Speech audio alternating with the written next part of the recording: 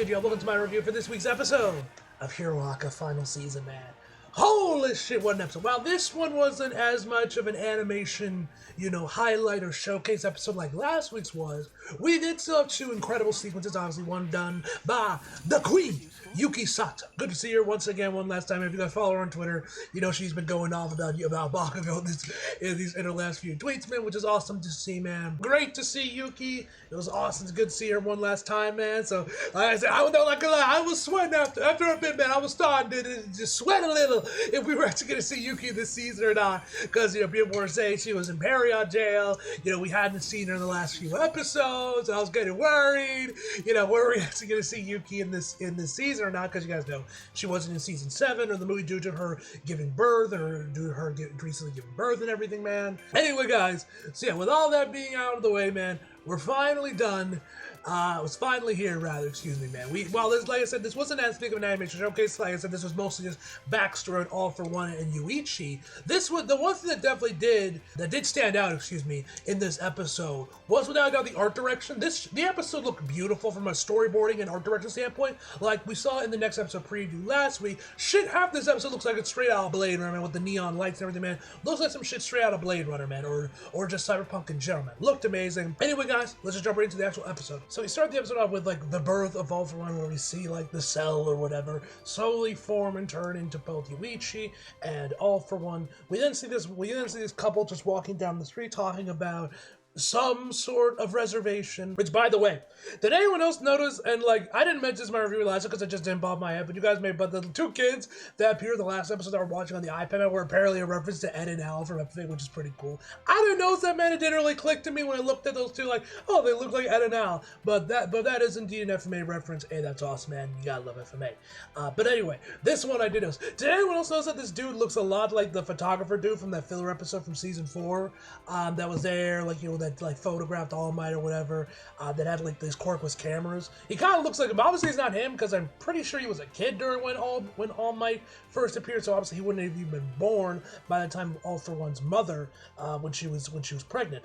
But the dude definitely doesn't look like him. Anyway, we then see All For One's mother chilling in some shady island. Listen, I love the way that, like I said, the art direction and storyboarding, I think is like I said, this episode wasn't like a big, massive Sakuga fest like last week was. This episode definitely excelled was in the art direction and the storyboarding. I loved how this is shown off with she's caked in darkness, man. You can see the clear divide between the alleyway and the rest of the outside world. It's a clear line with the setting sun, man. And I just love the difference in the kind between them and the light, and she, all the way in the darkness, man. It looks really nice. But anyway, they see All For One's mom. We see that she has the spikes around her arms. Honestly, that's her quirk, which we find out later on in the episode that quirk, which you guys remember, was, I believe, one of the first quirks that we saw All For One traded with people when we first got learning his origin. At first, I think in season 3. I didn't know it might be a little bit later on in the series, but when we saw All For One trading quirks with people, I'm pretty sure the spike one was one of those quirks he was trading around, unless I'm forgetting something. But I'm pretty sure that was one of them. Anyway, so we see that's her quirk, and then we find that All For One later in the episode he took that quirk from her. But yeah. So she's drinking some beer. These two civilians kind of ask her, oh, what's wrong? What's going on? She just throws a bottle at them, telling them to fuck off, which they do. And then we just see her just once again chilling out as we get another shot of All For One and Yuichi. And Jesus Christ, man, the difference between them is insane. Look at the difference between Yuichi and All For One, man. The size difference is fucking insane, bro. It truly is. And then we then go over under a bridge with a raging lake or some sort of body of water under it, with raging waves going on during the storm, and we see All For One's mom's hand, with dirt around it, man. We then also see both the All For One, because you can see the hole in his hand, and Yuichi. Both chilling in this ditch, basically, with the wave straight up coming over on top of them. So this obviously begs a lot of questions. Who the hell is All For One's mom? Who the fuck is the father? You know, why is she alone why is she, in this alleyway, drinking a beer, drinking her sorrows away? Why isn't she in a house? Why is she here on the streets? Why was she under a bridge? Why did she give birth under said bridge? These are the questions I want answered, and questions that I doubt we'll ever get answers for unless we get, like, an All For One prequel movie, which obviously goes into All Might, his original battle with All For One, all that shit. That's like probably the only time we'll get some answers to these questions about All For One's mom, who she is, who's the father, why was she just sitting why was she sitting alone, drinking her sorrows away in some alleyway, man, why is she looking so ragged, why was she under this bridge, did she die giving birth, man? There's a lot of questions that need answering, so, like I said, these are questions we'll probably never get the answer to until we get, like an All Might, All For One movie, sometime down, which maybe we will, maybe we won't. I feel like that's probably lower over compared to like the Vigilantes crossover movie, which I'm sure once the end of Vigilantes doesn't work, that's like they're gonna immediately announce Vigilantes crossover movie set in America or whatever. But whatever the case may be, man.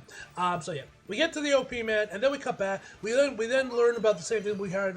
For instance, all these footage were used from like, I want to say season 2, might have been season 3, where we saw this bit where, like, the cough with the, the glowing baby, quirks, and, the people, like, when we see the kids, so, with, like, the kid that teleport, the one with ice powers, then we see footage of kind of time and time again, but this time we have President Mike doing the narration, explaining how Quirks came to be, and how, the glowing baby was the first one, man, and some of the meta powers were contagious, but some of them came manifested through puberty, like with the X-Team, with the X-Men. Researchers started to investigate this, they found out that they started investigate as an unknown disease, and then the meta was born to be a new DNA that genetically branched off from human DNA, which just speed ran, the divide in society and the chaos that would ensue. We then cut over to like a bunch of civilians chilling by a fireplace under something, and they're talking about about how metas are starting to get into the industrial zone. Literally, this shit's framed like as a zombie apocalypse movie or something like that, or something like the Hunger Games or something. Like they're like this underground rebellion, having to work in the shadows or something, man. I don't know. That's just the vibe that it gave me, man. So while they're talking, we see Kid All For One coming out of the shadows, already decked out in a black cape. Where did he get this cape? I don't know, but he looks cool to me, man. So one of the guys say it's just a paranormal origin. I feel bad, but let's leave. The orphans might carry it. We get this really creepy shot of All For One as he turns over towards them as they leave him. Literally, like All For One's eyes, man, especially when he's like a child and whatnot, man. This dude got some big ass eyes for a child, man. Very, very creepy. So then, as they're walking away, All For One uses the quirk they stole from his mom, the spikes, and kills off a bunch of them. We then cut over. This is when we get to the Blade Runner era. Like I said, this is where we get all the neon lights and everything, which we saw in the next episode preview. But before that, man, we also afterwards, after President mentions that he stole the quirk from his mom, we see his mom seemingly dead, lifeless in this ditch under this bridge with the raging waters. Her legs are actually inside the water, so unless her body moved around while she was giving birth, she straight up gave there's a good chance there was some apocalypto type shit, and All For One and Yuichi had to swim after they got out of her, had to swim back up to the surface and then crawl on top of her body, which is kind of crazy, man. Like I said, man, horror coach, man. This man, I pray he makes a horror mom, because this dude's got the eye for me. I mean, look at this shit, man. Look at this shit. There's some horror type shit out here, having babies crawl on their dead mom while also seemingly, biting really hard down her nipple to suckle on her, grab to get the breast milk or whatever. So, and like we can see like blood, coming, soaking through the fabric of there. So, bro's biting pretty hard there to not bit it off. Well, he's just like, going at, man, which I don't even want to know, man. That's gotta taste weird, man. Like breast milk mixed with blood, that can't be right. And this is like all over her clothing too, man. It's not like he moved her dress out of the way to get it. No, he's just doing this all through the shirt. Insane work, man. Insane work. And President by mentioned that the baby was arrogant from birth. All For One was born like this shit, man. And everything around him belonged to him, and anyone who wouldn't look his way or get what he wanted, despite his bawling, triggered his suspicion. And we then cut over, this is why, like I said, we get to the play area where he takes out a couple of goons. There's one guy left that looks like a wide eye, or whatever the dude's name is, the guy from Class B with the bandana. So he looks like All for One's gonna go after him, but Yuichi stops him, throws like a rock at him or something, tells him to stop. And Prince mentions that All for One stole all the nourishment from its mother, so Yuichi was always very small and frail, and and then All for One walks up to Yuichi and just kicks him. He just fucking kicks his brother, and. And obviously, man, people have been tweeting about this as well, but the parallels between All for One and Yuichi with Izuku Bakuman are very obvious to anyone with eyes. Obviously, Bakudekas will deny this till the cows come home, but it is a fact. But yeah. Anyway, All for One then grabs Yuichi and drags him along back to their house or whatever they're staying, where we see Yuichi reading some comics. Also, guys, real quick, if you guys don't know, NXT Halloween Havoc is tonight, man, so the review's delayed, that's why, like usual, man. Also, hopefully I'll get the reaction up a lot sooner, like last week I sure just forgot. That's why it took so long to get up, and I think I uploaded on Monday, but hopefully this week will be different. I'll make sure to get it up on Sunday at the usual time, but yes, well, let's get to it. Anyway, so while Yuichi is reading these comic books, All for One is chilling on top of some desk, looks like they're in some sort of office building, drinking some sort of beverage. It's orange, maybe he's drinking orange soda or something, maybe it's booze, I don't know what he's drinking, they don't tell us. And while this is going on, there All for One starts asking him, he says, "What are you reading without telling me?" And did anyone else think we were about to see a scene similar to what happened in Uncle Ruckus's origin? Mind you, for the records, I have not seen the Boondocks. I've literally just seen clips of it. One day I'll probably go back and watch. I should watch the Boondocks because from the clips I see, it's very funny. Anyway, from the Boondocks, where Uncle Ruckus and Dad be like, "Nigga, did I just catch you on the B shit?" And slaps him around, man.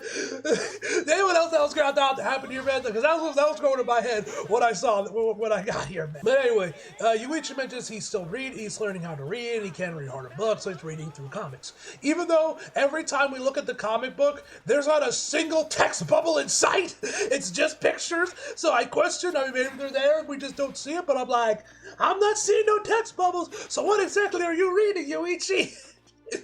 Anyway, whatever the case may be, he's reading the comments, he's saying there's cool and everything, man, and he asks All for One if he wants to read some. All for One joins them, and they read the comics together, and we get another scene once again. We get more narration from President Mike mentioning that Yuichi never left All for One or tried to, because he wanted to believe that handy big remember was his brother's kindness. When we see him, when he's literally grabbing on, literally biting down his mom's breast, trying to get the breast milk and all that. He was grabbing onto Yuichi's hand. He won't think that's kindness, even though it's probably more just All for One's possessiveness, just coming out rather than actual kindness, just from everything we've seen so far. Anyway, we then flash forward 3 years later, where we see that All for One has taken over where we see how All for One has now taken the powers of the Glowing Baby, which I was kind of, which is a kind of surprising because, I remember vaguely, when the manga was still publishing, I vaguely remember seeing a tweet that mentioned that All for One was the Glowing Baby. I don't know if that was a theory that people had or that was an actual thing, but I was like, oh, All for One's the Glowing Baby, okay. I didn't mention my review because I didn't know for sure, and looks like we got confirmed that he's not the Glowing Baby, but he took the power of the Glowing Baby that was the first quirk user. And we see him coming out of the moon as well, man. This looks really great, man. I love the shade of orange they used here, man. This was a really beautiful sequence, man. Drawings here are also impeccable once again.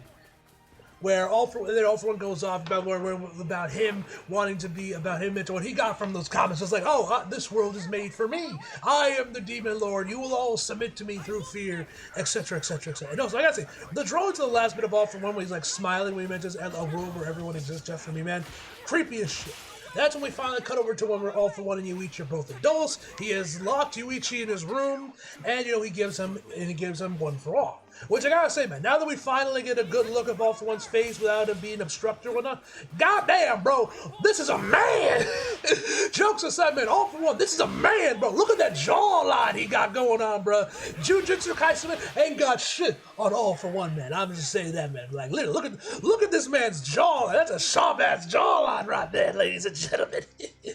But anyway, like I said, he gives All for One he gives him one for all. Love the storyboard here once again with All for One reflecting Yuichi's eyes. That's common theme throughout this episode, man, which looks fantastic. Then we finally get to when Kudo saved him, man, and they're running out of this cylinder. I'm not exactly sure what this contrapting. Once again, the lighting here is amazing, man. I love, like I said, the art direction of this episode was easily one that excelled the most in this episode, man, rather than animation quality. I love the orange lights that are coming out from the cylinder, man, that we also see peeking through the water itself at the bottom, man. Just looked amazing. And we also see All For One's looming shadow behind them as they run away. And we see All For One grabs Yuichi, says, like, if I can't have you, if you won't be mine, then so be it. Where he disintegrates Yuichi, blood splatters on his face. Some blood also gets on Yuichi, which I'm assuming is how One For All got transferred to him, because we didn't see him eat his hair or anything, man. And like, it seems that they were just like, he just grabbed them and they were running. So I'm not entirely sure, but I'm assuming the blood is how he ended up getting One For All. Once again, we see the reflection of All For One in Kudo's eyes. Once again, it looks great, man. And which also, I got to quickly give a quick tangent right here, man. I gotta say, man, this is something that always confused me, man. Why do people ship Kudo with Yuichi? Like, why is this a thing? Like, I do not understand why people ship these two. And like, we had next to nothing to go off of, man. Like, they barely, all we knew he saved him, that's it. And I was always kind of confused. And it's almost and from at least my experience, man, I could be wrong, there might be others. But it seems like the only people that do ship these two are Bakudekus, for obvious reasons. I mean, look at them. You could practically feel the projection coming from them, man. And then for this episode, it seemed like they were just running, and then he died right after. They didn't get him to the base. They didn't talk. Nah, man, he died while they were running. So they quite literally only maybe knew each other for like 10 to 30 minutes. Once again, why do people ship these two? I am genuinely confused. If any of you guys watch this video, ship Kudo and Yuichi, please tell me in the comments, because I'm genuinely curious why. Like I said, it seems like it's only Bakudekus are the only people that are shipping these two, but I am very confused because there's literally nothing here. Why do people ship these two? Anyway, we cut back to All For One where he's in his penthouse, and All For One is questioning what happened with Yuichi, and it seems like he's like, and I didn't know this until I was watching the episode, but not until I went back. It seems like he's like straight up holding his hand within his hand, like it's done the same way with like Shigaraki's hands, with like the little thing at the bottom. So I don't know. So I guess he's just holding on to Yuichi's hand for some reason. And he's wondering what happened to him, because apparently, if I remember correctly, he had, like, since One For All wasn't inside him anymore by the time when he killed him, he had questioned whether or not he took his meta ability that he initially had before he was self-aware. But it seems like that Yuichi did in fact have a quirk, but due to his malnourishment, it wasn't really fully formed. And I guess All For One kind of started it up, and that's how it became the stockpiling quirk that now Izuku uses. I think that's what's happening here. Might be wrong, so correct me if I'm wrong in the comments, but I think that's what's happening here.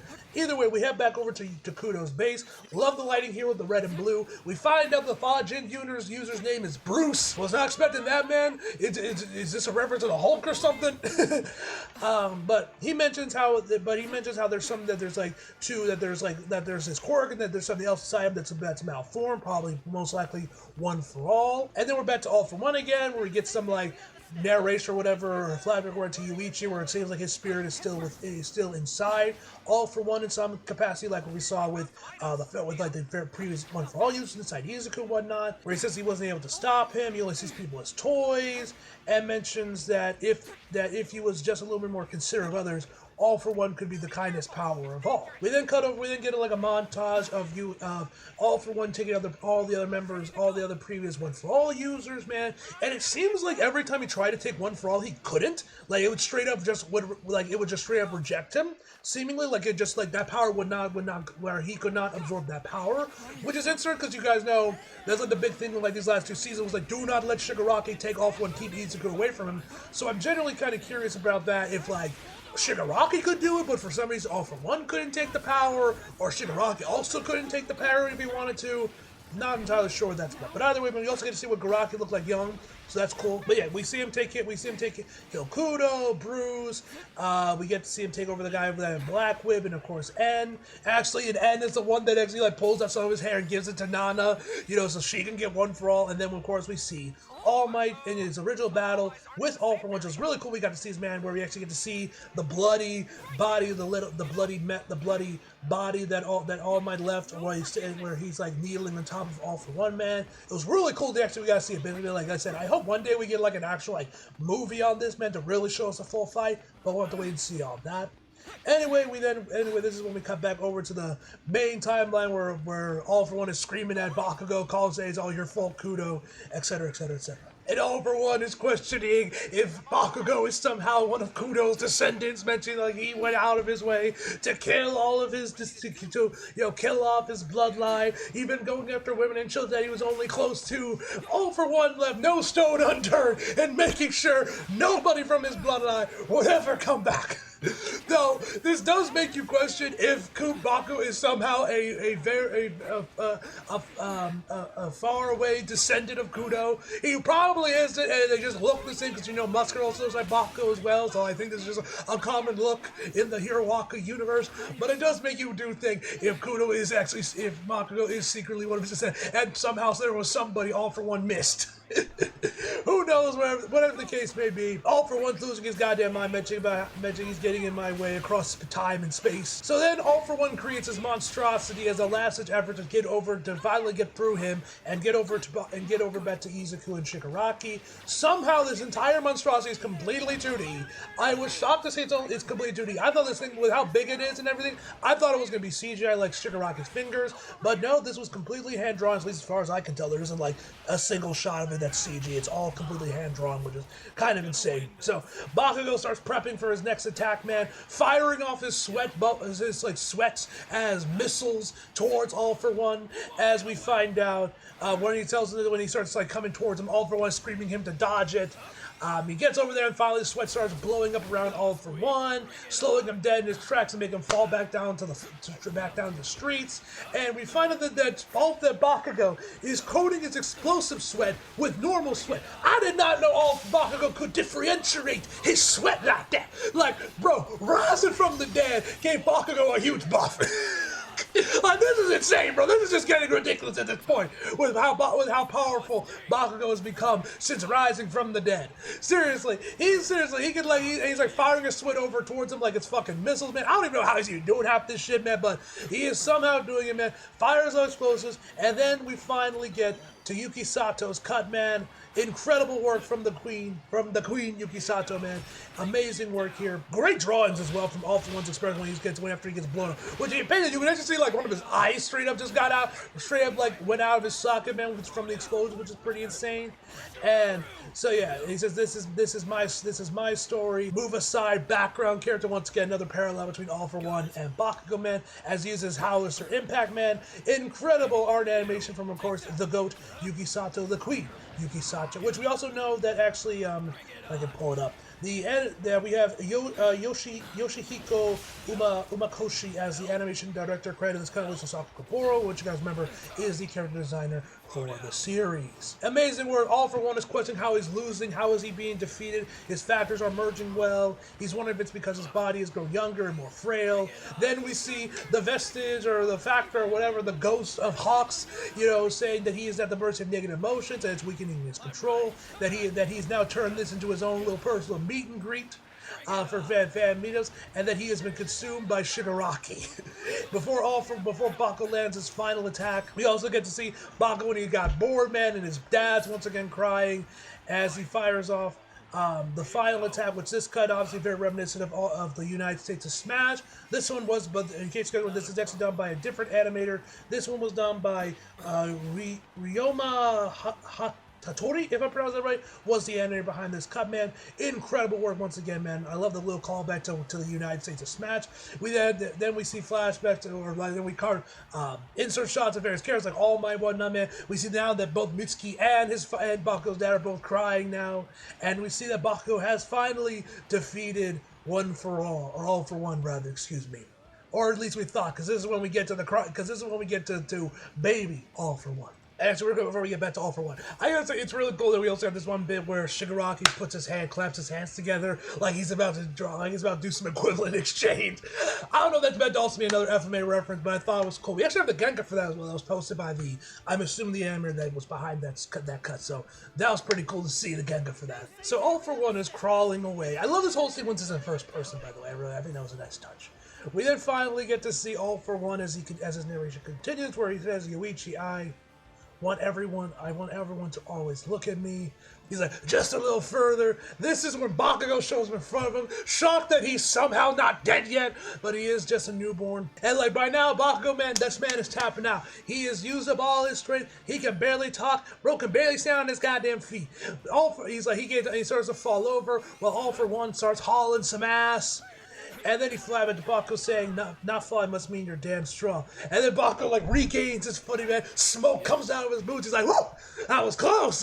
He's like, my man Bakugo is going to hold his ground. He is going to stay on his goddamn feet until he is dead. All For One knows he is fucked. Seriously, man, the key animation here was amazing, which actually we have the animators. I haven't really mentioned about the key animation because I said this wasn't really much of an animation highlight episode, but we still had a handful of cuts that were still Sakagoro. This one in particular was handled by, well, the crawling, this whole sequence was done by Ai Sakake, if I'm pronouncing that right, and Noriko Morishima. Doesn't mention who did what, but those are the two animators credited for this sequence. So All For One, as the last is answered, fires one of those spikes towards Bakugo. It seems like it cuts him, at least makes it like it pierced through his eye or something. But we see a Bakugo just literally caught it in his fucking mouth, man. Absolute mad lad. Blows it up, and this is when All For One finally, fully disintegrates, goes back to a fetus, and then just disappears. Also, I also got a big shout out to All For One Seiyu. I believe this whole sequence is still done by his younger version, which is Levi Seiyu, where he's just like, no, over and over and over again, man. I hate you. He sounded fucking amazing in that. So shout out to young All For One Seiyu, I believe was the one that was still voicing him during this through the narration. Either way, man, he sounded phenomenal. Bakugo tries to raise his arm up, he gets up enough, but then he finally trips over. He's like, God damn it, I was hoping I could stay on my feet like All Might. He falls to the ground, raises his fist up and says, Izuku, you got this. And that, ladies and gentlemen, is where the episode ends. Next week, man, this is when we get the Izuku Showdown, which once again, I believe this is like the final episode that was shown up in the PV, because we see some last bits of it. Here, man, we see Izuku, and he's like, that's a person. We see the Utano Circus, a couple other shots as well. And yeah, next week is going to be like I said, next week is the final episode showing the PV. We got Inko in there as well, man. Shit gonna get crazy, dog. Will this be the episode where we see Nakamura? Who knows? That might still be a little bit later on, near like the final episode of during the ending of the battle in the last few episodes. This might be when we see Nakamura. We don't know yet, but yeah, I'm excited. There's been a lot of doom posting, which is stupid, man. Like, I think Studios earned the right to be like, bro, chill out. They're gonna pop up for our boy. Don't you worry. They're gonna pop up for our boy Izuku. So like I said, we still got Nakamura, man. We still got Nakamura in the chamber, bro. We still got Nakamura in the chamber. That's just the evidence we know it's on there. Who knows who else they got, man? We also got that the one animator, assuming he's on this episode or on the season that's gone uncredited since 08, man. I forget his name, but he was also did the grappling sequence from Vigilantes, did the end of it with Knuckle Duster and his daughter, man. Like he did like the one incredible sequence from World Heroes Mission, man. He was behind that as well, so we still got him as well. Assuming he's on this season, but I'm assuming he will be, because I'm pretty sure he's been on every other season of Hero Walker, or at least the last few ones he's been on, man. So we probably got him in the chamber, man. Who knows who else we got there, man? You guys know I'm holding out hope for Yoshimichi Kameda. I pray that he'll show up at. I mean, who knows? He was the chief animation director for Yaiba, and that like recently ended. So who knows if he'll show up? They might be able to squeeze him in there, man, near the end of it, man. I'm not sure, but I'm kind of hoping it's him, man, because like I love his work, man. He's only worked on the movies, so I would like to see him pop up, man. But who knows if he'll show up as well, man? That's probably a little too far for me, man. But who knows? Maybe I'll get surprised, and he is on an episode, man. We'll get to see him on the actual show itself, man. Who knows? Either way, man, Izuku versus Shigaraki is gonna look absolutely sensational, man. So stop doom posting. Anyway, overall, guys, my final version episode to the Shocking one is a 10 out of fucking 10, ladies and gentlemen. As always, hope you guys enjoyed the video. Leave a like if you did, subscribe if you're new. Follow my social if you feel like it. Link subscribe below, and as always, back for more. See you guys next time.